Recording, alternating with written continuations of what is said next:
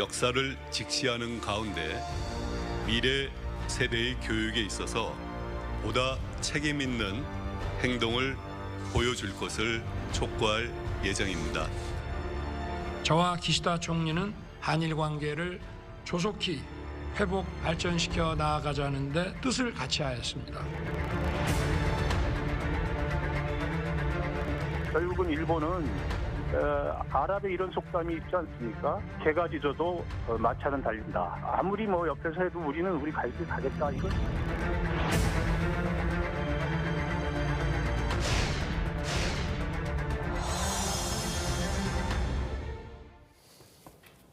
예, 보신 것처럼 일본이 독도 영유권을 다시 주장하는 등 역사를 왜곡하면서 간신히 물꼬를 튼 한일 관계에 대한 우려가 커지고 있습니다. 네, 관련 내용 이기태 통일연구원 평화연구실장과 함께 자세히 짚어보도록 하겠습니다. 안녕하세요. 안녕하세요. 네, 안녕하세요.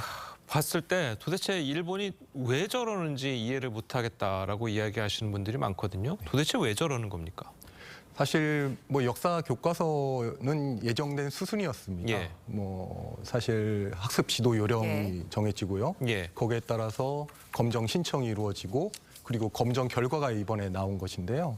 사실 항상 이 시기에 비슷한 시기에 이제 나오는 것인데 공교롭게도 이제 한일 정상회담 이후에 이러한 역사 교과서 검정 문제가 네. 나오면서 이런 것들이 좀 더 부각된 측면이 있는 것 같습니다. 그러면 좀 일본이 이 한일 정상회담이랑 한일 관계를 좀 생각한다면 발표 시기를 한 몇 달 정도 뒤로 미루는 게 가능하지 않았을까요? 근데 교과서 검정이라는 것 자체가 정해진 일정이 있고요. 또 일본 사회 자체가 어떤 스케줄대로 가는 거에서 변경한다는 것이 그렇게 쉽지 않은 우리와는 좀 다른 측면이 있는 것 같습니다. 네, 알겠습니다. 정해진 수순이라고 말씀해 주셨는데 이번에 독도가 일본의 그냥 영토가 아니고 고유 영토다라는 표현을 썼거든요. 고유라는 거는 옛날부터 예전부터 우리 땅이다 이런 주장이에요. 그렇죠. 고유라고 하는 의미는 한국이나 다른 국가가 점령한 적이 없는, 즉 일본이 처음부터 소유했었던 이제 영토라는 의미인데 예. 사실 일본 내에서는 고유 영토론에 대한 비판의 시각도 있습니다. 근데 이것이 꼭 한국 영토라는 의견은 아닌데 일본 학자들도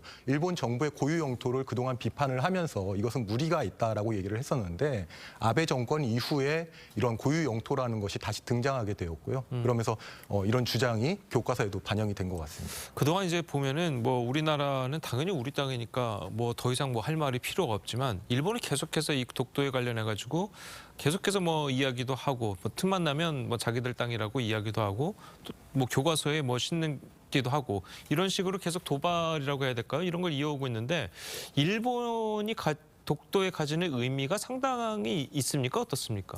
그러니까 역사적으로 봤을 때 1600년대 일본 네. 사람들이 이제 독도를 거치면서 예. 어업 활동을 한 적은 있습니다. 근데 물론 우리 한국 땅이었는데요. 그러한 것을 가지고 이제 그 주변에 있는 시마네 현에서 2005년에 다케시마의 날을 제정하면서 그랬죠. 사실은 지방 차원에서 이게 문제가 제기가 된 겁니다. 그러다가 여기에 일본 정부가 현재도 정무관을 다케시마의 날에 이제 파견을 하면서 네. 이제 정부 차원으로 격상이 됐고 또 아베 정부에서 역사 문제 그리고 이런 영토 문제에서 일본의 국가주의적인 이런 입장을 강조하면서 이것이 국가 차원으로 점점 더 발전되어 온 상황이라고 볼 수 있을 것 같습니다. 네, 독도 영유권 문제도 있는데 강제징용 부분에선 강제 표현을 삭제해서 강제성을 약화시켰습니다.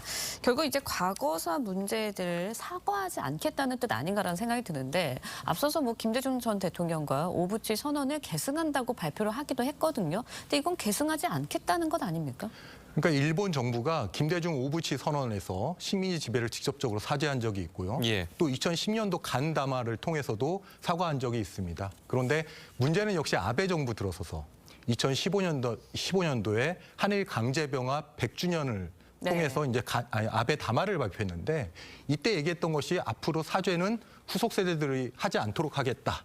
라는 것이 있었고요. 그러면서 약간 퇴색된 측면이 있습니다. 그것이 그대로 이어져 왔고 현재 자민당 내에서 아베파를 중심으로 하는 이 보수 우파 세력들이 역사전이라는 용어를 많이 씁니다. 즉 역사 전쟁인데요. 역사전을 통해서 중국이나 한국에게 절대 지금과 같은 아니 기존에 있었던 역사적으로 좀 양보하거나 물러서는 그런 것에서 절대 이제는 양보하지 않겠다 이런 입장이 강해지고 있는 겁니다. 자, 그렇다면 뭐 그 점점 갈수록 더 국수주의라고 해야 될까요? 그런 것들이 더 강해지는 건가요? 어떻습니까? 저는 당분간은 계속 강해질 것이라고 생각을 합니다. 예. 역시 기존에 있었던 일본 우익들이 얘기하는 자학사관을 그동안에 이제 스스로 낮추면서 예. 주변 국가들을 이제 배려하는 그런 역사관이었는데요. 예. 이것을 이제 거의 버렸다고 생각을 하고요. 이제는 국가, 영토, 주권 이런 것들을 강조하는 이런 약간은 내셔널리즘적인 그러한 역사관이 앞으로 지배적이 될 것이라고 봅니다. 네, 대승적 결단을 내세우면서 일본의 성의 있는 호응을 좀 기대했던 우리 정부 입장에서는 아무래도 좀 난감할 수밖에 없을 것 같은데 우리 정부 어떻게 대처를 좀 해야 할까요? 우리 정부도 좀 냉정하게 대응해야 될 것 같습니다. 사실 이번처럼 뭐 대사 대리를 불러서 항의를 하거나 이런 것은 이전에도 계속 있어 왔던 것이고요. 따라서 정부 차원에서는 강력하게 잘못된 역사 왜곡을 바로잡기 위한 항의를 해야 되고요. 또한 이것이 정부뿐만 아니라 민간과 협업 형태로 이루어져야 된다고 네. 봅니다. 예를 들어서 뭐 동북아 역사재단 독도연구소가 지금 활발히 연구를 하고 있는데요.